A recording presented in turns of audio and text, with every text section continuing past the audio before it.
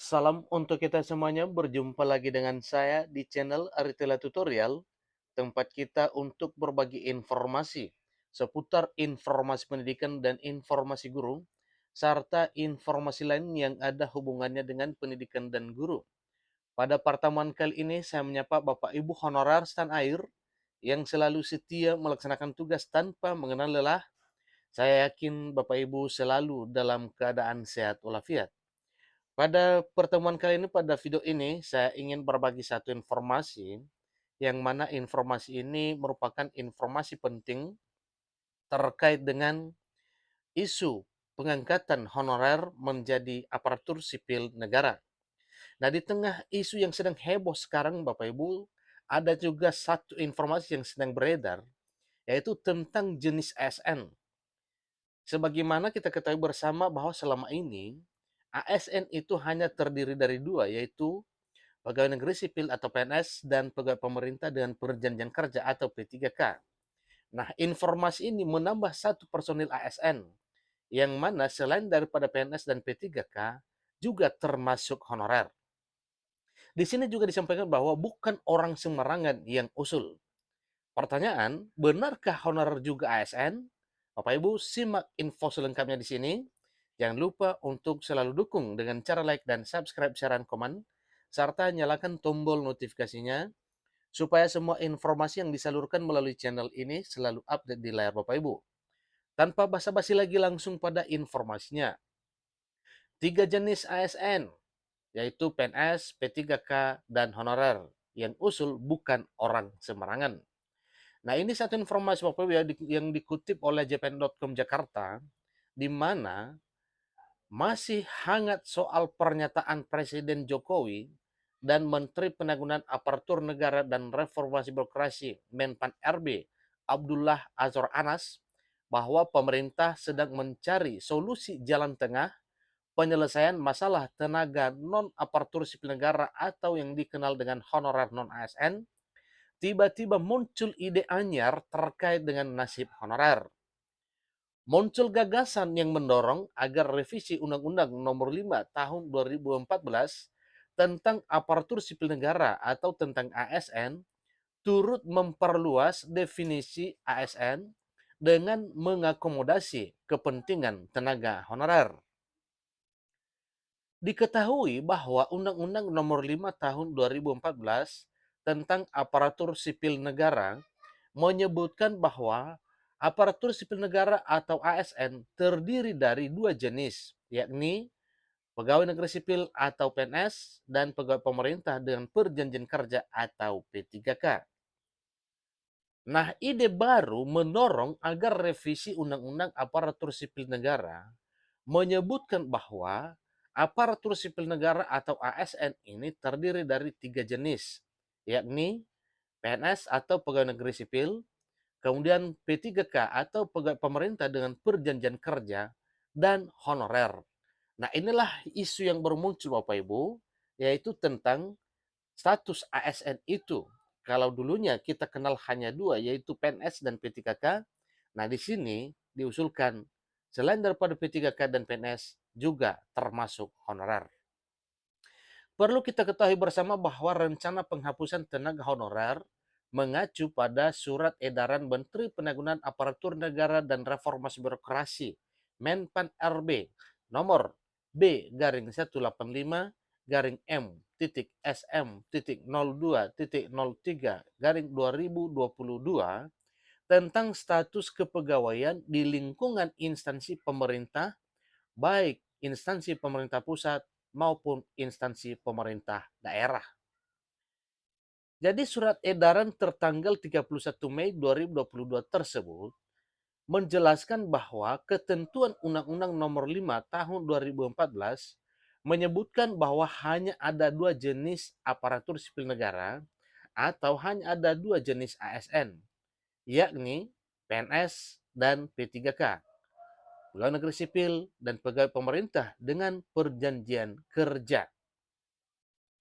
Salah satu poin di surat edaran tersebut juga menjelaskan mengenai ketentuan peraturan pemerintah PP nomor 49 tahun 2018 tentang manajemen pegawai pemerintah dengan perjanjian kerja atau tentang manajemen P3K yang menjadi rujukan bahwa mulai 28 November 2023 hanya ada dua jenis kepegawaian, yakni pegawai negeri sipil atau PNS dan pegawai pemerintah dengan perjanjian kerja atau P3K. Rencana penghapusan honorer telah memantik keresahan di kalangan tenaga honorer non-aparatur sipil negara atau tenaga honorer non-ASN, termasuk sejumlah pemerintah daerah, karena memang merasa masih membutuhkan tenaga mereka, dalam arti masih membutuhkan tenaga honorer non-ASN, karena memang banyak pekerjaan-pekerjaan di instansi pemerintah, baik instansi pemerintah pusat maupun instansi pemerintah daerah, yang mana pekerjaan atau aktivitas tertentu kemungkinan tidak mampu dikerjakan oleh seorang ASN. Tetapi hal ini mampu dilaksanakan atau mampu dikerjakan oleh para pegawai honorer. Jadi peran penting honorer memang benar-benar sungguh luar biasa dalam hal mengerjakan pekerjaan publik di negeri ini.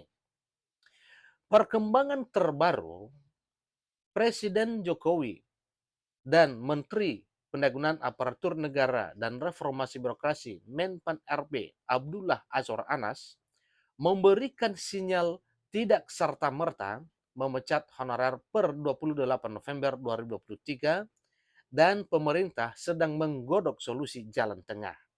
Nah, ini satu hal yang membuat honorer semakin yakin dan kuat dengan impiannya bahwa akan tercapai dalam waktu yang tidak terlalu lama perubahan status dari honorer menjadi ASN. Terbukti bahwa memang pemerintah sungguh luar biasa dalam memikirkan nasib honorer di negeri ini. Jadi, sebagaimana yang telah disampaikan di sini bahwa Presiden Jokowi dan Menteri Pan RB memberikan sinyal bahwa tidak serta-merta memecat honorer per 28 November 2023 dan pemerintah sedang menggodok solusi jalan tengah. Semoga hal ini menjadi kenyataan, Bapak Ibu. Menangkap aspirasi para honorer, Wakil Ketua 3 Dewan Perwakilan Daerah atau DPD RI Sultan Baktiar Najamuddin mendorong agar revisi Undang-Undang Aparatur Sipil Negara memperluas definisi ASN dengan mengakomodasi kepentingan tenaga honorer. Pria kelahiran 11 Mei 1979 itu mengatakan langkah tersebut perlu dilakukan sebagai bentuk apresiasi dan tanggung jawab negara terhadap kinerja dan pengabdian para tenaga honorer dalam membantu penyelenggaraan pemerintahan dan pelayanan publik. Kami mendorong agar RUU perubahan Undang-Undang ASN untuk segera disahkan. Namun, upaya penghapusan honorer kami nilai belum tepat bagi negara dengan jumlah penduduk besar seperti Indonesia. Ini ujar Sultan dalam keterangan resminya pada hari Selasa 28 Februari, 4 hari yang lalu. Jadi menurut senator dari Dapil Bengkulu itu, posisi honorer penting untuk dilihat sebagai suatu fase rekrutmen dan batu loncatan untuk menjadi posisi pegawai negeri sipil atau PNS. Sehingga perlu mempertimbangkan agar definisi aparatur sipil negara atau pengertian ASN bisa diperluas dengan menambahkan tenaga honorer sebagai bagian dari aparatur sipil negara. Jadi tidak salah jika honorer juga ditetapkan sebagai bagian dari aparatur sipil negara layaknya P3K, tegas mantan wakil gubernur Bengkulu tersebut. Beliau mengatakan yang paling penting dan menjadi hal prinsip pada RUU perubahan Undang-Undang ASN adalah bagaimana mewujudkan asas keadilan, kesetaraan, dan kesejahteraan bagi semua aparatur sipil negara. Perbedaan status dan sistem kepegawaian tidak akan menimbulkan kecemburuan sosial jika insentif keuangan sebagai wujud apresiasi negara terhadap semua pelayan masyarakat, baik PNS, P3K, dan honorer, tidak dibedakan secara kontras.